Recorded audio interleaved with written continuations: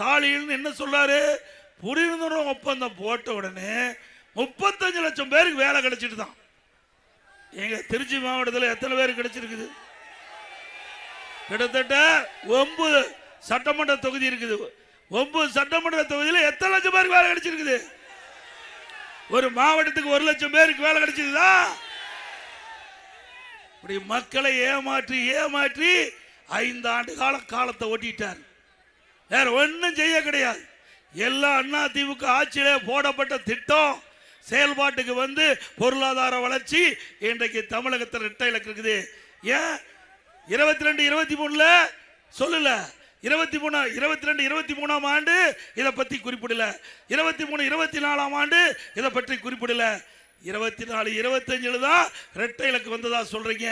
அண்ணா திமுக ஆட்சி இருக்கும் போது இரட்டை இலக்கிலே வந்தது. பொருளாதார வளர்ச்சி இரட்டை இலக்கிலே வந்தது. பொருளாதார ஏன்னா இதெல்லாம் நீங்க புரிஞ்சுக்க வேணுங்கிறதுக்காக நான் சொல்றேன். பச்சை பொய்ய சொல்லிட்டு இருக்காரு பல பேர். நம்ம மக்களுக்கு தெரியல.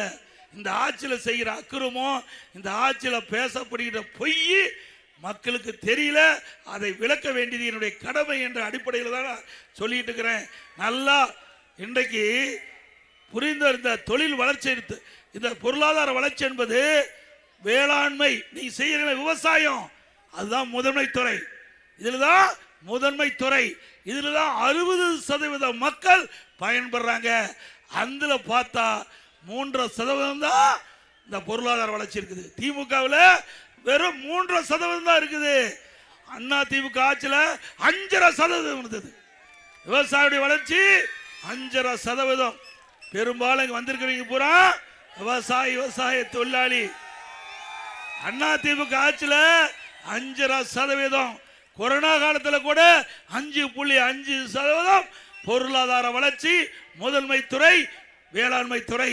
திரு ஸ்டாலின் அவர்களே, உங்களுடைய திராவிட முன்னேற்ற கழக ஆட்சியில் நீங்க இப்ப சொல்லியிருக்கிறீங்கல்ல, இது அண்ணா திமுக ஆட்சியில் தொழிற்சாலைகளை கொண்டு வந்து உற்பத்தி பெருக்கப்பட்டு அதன் மூலமாக பொருளாதார வளர்ச்சி வந்திருக்குது. அதுல பார்த்தா கூட விவசாய தொழில் உங்களுடைய ஆட்சியில் நலிஞ்சு போச்சு.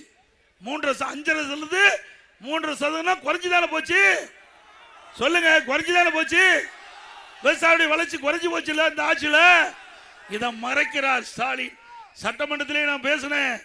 திரு ஸ்டாலின் அவர்களே, விவசாய பிரதான தொழில், 60% மக்கள் விவசாயத்தை நம்பி வாழ்ந்து கொண்டிருக்கின்றார்கள். உங்களுடைய ஆட்சியில் பொருளாதார வளர்ச்சி இரட்டை இலக்குன்னு சொல்றீங்க.